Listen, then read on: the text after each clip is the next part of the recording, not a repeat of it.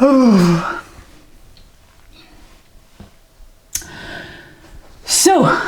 are you ready to create some epic transitions so people have a smooth ride, are engaged from the beginning, stay engaged with you all along, and then are ready to say yes to what you have to offer, because that's amazing, because you're amazing, and we're here now anyways. So let's dive into the transitions, shall we?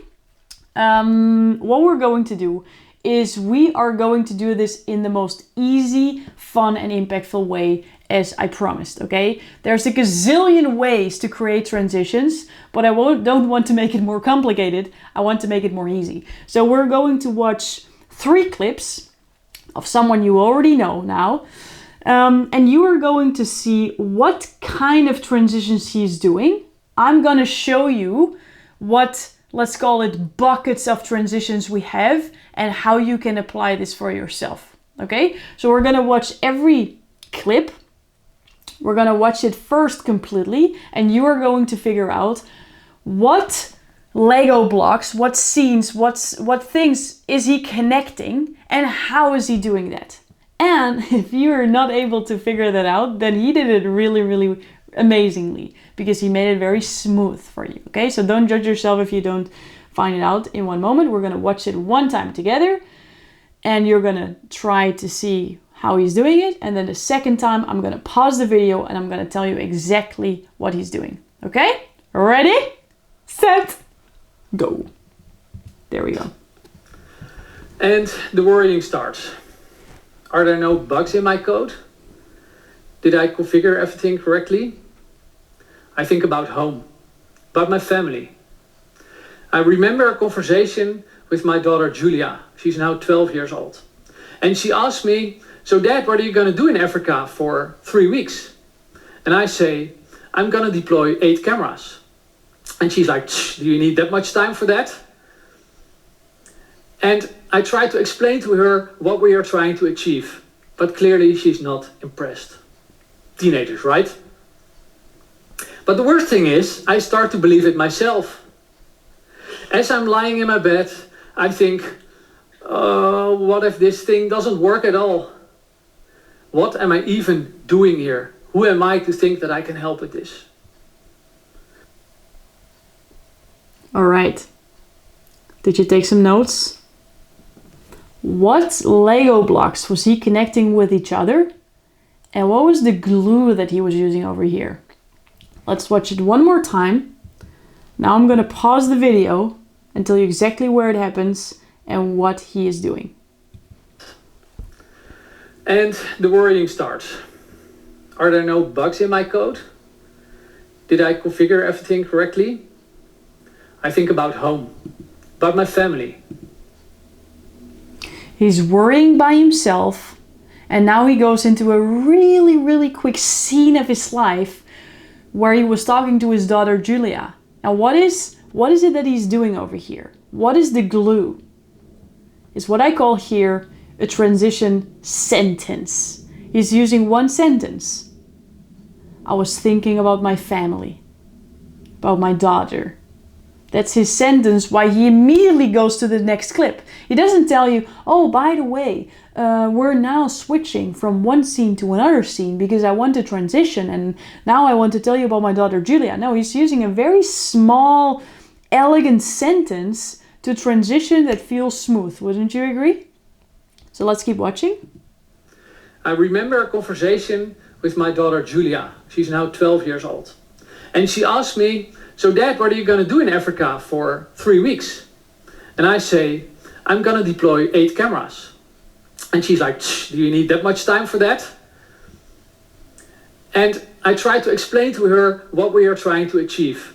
But clearly she's not impressed. Teenagers, right? But the worst thing is, I start to believe it myself. Do you see what he's doing again? The worst thing is, I start to believe it myself. So now he went from the present moment where he was lying in his bed, transitioned to a scene, a super small scene of his daughter Julia. And now he's transitioning back to the present moment where he is in that moment, in that room, believing it himself, lying in his bed. This is a really small scene. Now you see also how you can add so many different small stories, small picture statements, small things, and create so much rapport because you're bringing people on the emotional journey and tell so much about yourself, right? This is an amazing community piece, if you know what I'm talking about. So let's go to the next one, or let's finish watching. As I'm lying in my bed, I think, what if this thing doesn't work at all? What am I even doing here? Who am I to think that I can help with this? Let's watch the next one.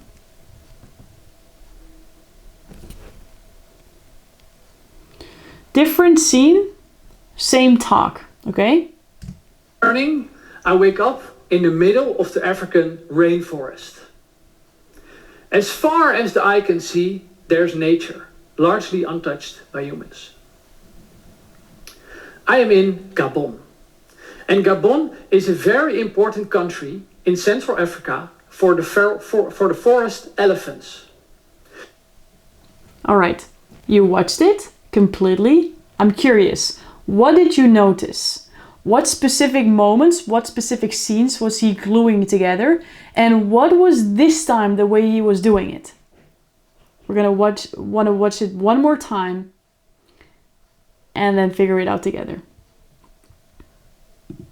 Morning, I wake up in the middle of the African rainforest. As far as the eye can see, there's nature, largely untouched by humans. I am in Gabon. And Gabon is a very... Did you notice? What was the exact thing he was saying that this time was the glue between two scenes? It was a word, right? A word. Gabon.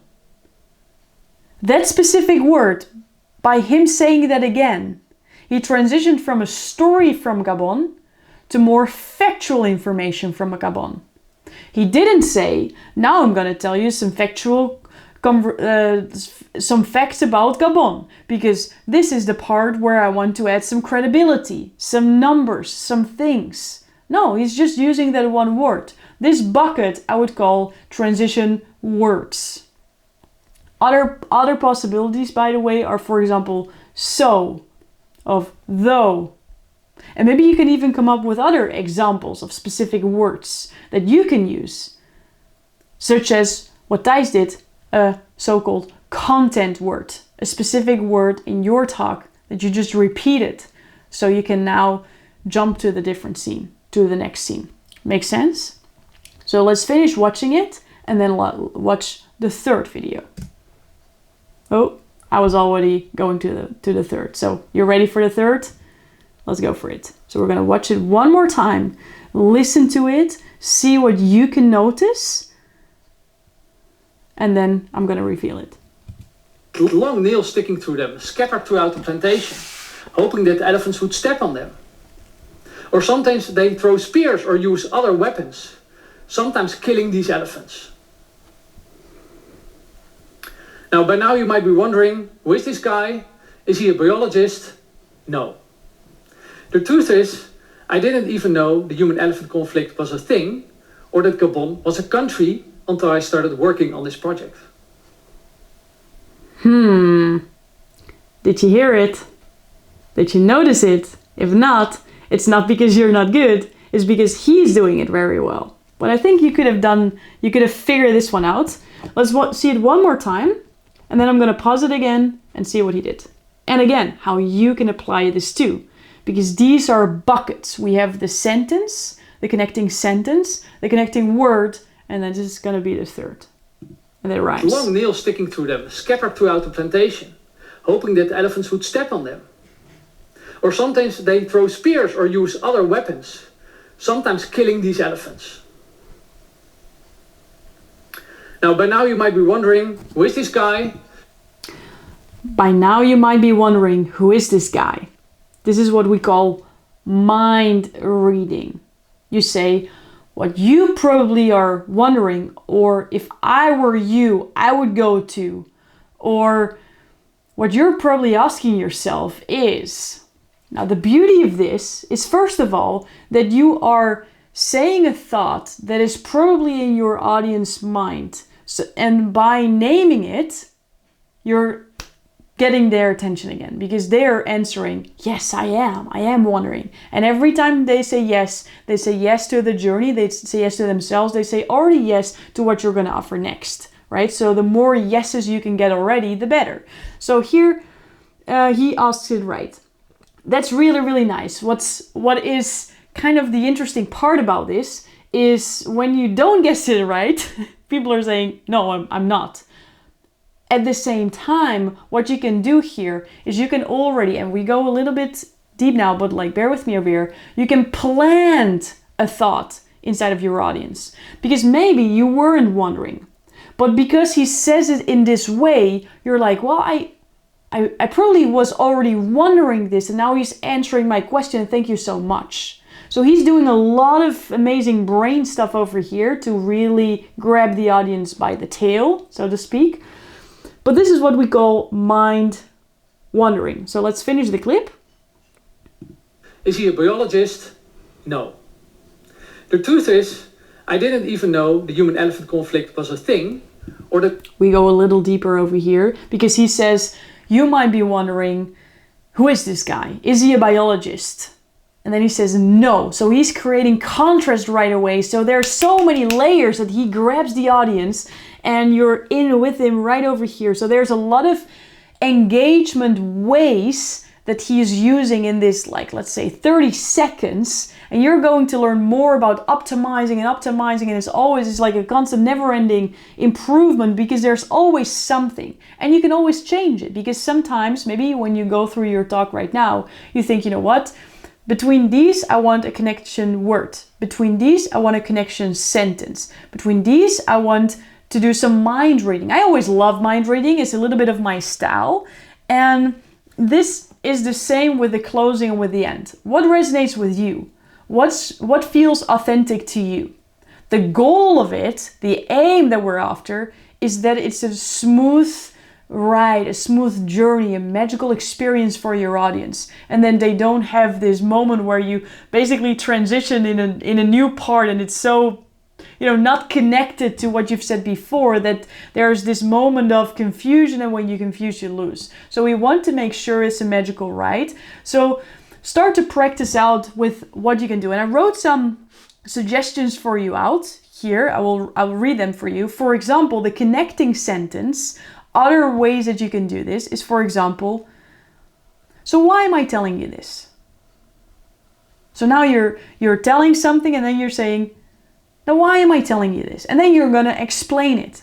So just by that sentence, you give yourself room to actually give body to the story that you just told. Make sense? Another one could be, and this brings me back to. It's a little bit with what Thijs was doing when he was going to his daughter Julia, right? He was lying in his bed, pondering over what he was doing, and this brought him back to a conversation that he had previously. So that could be a sentence. And another one, for example, could be, that's where I discovered, and then you transition to the next piece. Do you start to see how this is the glue that sticks it all together? And do you see that there's not one perfect way to do this? That you can be a little creative with this. Now you have 3 suggestions. You saw an example. How are you going to implement the connection sentence? The connection word. I already said some, right? There could be a word of the content that you're going to repeat. For example, Gabon. I already said, for example, so, and then you go to the next one. Or no, and then you go to the next piece. And around mind reading, I would say what you're probably thinking is what Thijs was already doing. And then you plant the seed of a thought that is probably going to be in your audience's mind. Or you're going to elegantly plant the thought, right? What we just talked about. Then where I would go right now is, what was he doing? Or where I would go right now is, This doesn't seem smart at all. Well, I'm gonna tell you, it wasn't. Or, so now you're gonna play with it. Or what you might wonder is. So there's all different ways of saying the exact same thing.